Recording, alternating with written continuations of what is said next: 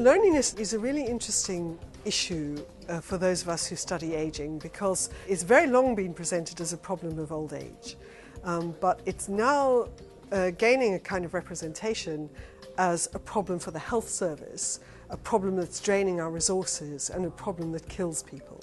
And of course this means that it's becoming a really important issue in the policy-making arena and in the practice of our health care and social care community.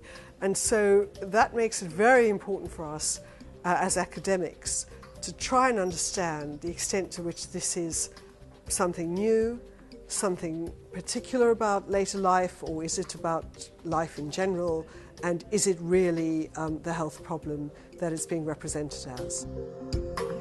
We're very pleased to have Professor Christina Victor from Brunel University here. She's really the person who probably knows most about this in Europe, if not the world.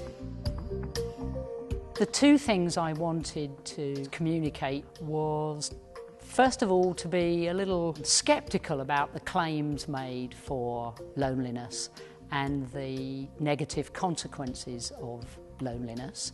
And secondly, to perhaps get them to think about loneliness in a different way and think about old age in a different way, and not focus on the 10% who are lonely, but think about what is it about the 90% who are not lonely, and what can we learn from them to help the 10% that are lonely.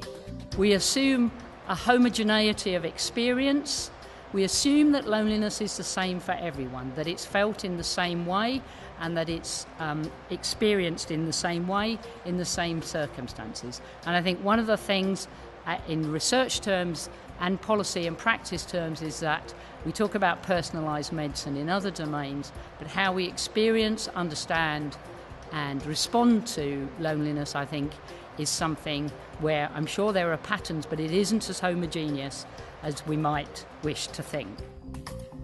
The thing that surprised me most of all was when I did the comparison of loneliness at different points in time. So comparing older people in Britain from 1948, from 1954 to the middle of the 2000s. And given everything everybody says about contemporary society, how we neglect our older people, how we've become less interested in neighbours and communities, it really surprised me that the proportion of older people who said they were often or always lonely was virtually no different from 1948, and that was a surprise. In terms of being a true public health problem, loneliness doesn't really fit the criteria. The prevalence is not increasing. We don't know how to find it. We don't know what to do for people when we do find it, and we don't really know if it's bad for people. One of the things we do at MICRA, which is our Institute for Collaborative Research on Ageing here, is we really try and bring issues that the academic community is looking at into the public domain, to have that conversation with the public, but also connect with people to understand how they're experiencing the issues that we're talking about in academia. So something like an annual public lecture is really a very important event for us. It's one of our flagship events of the year.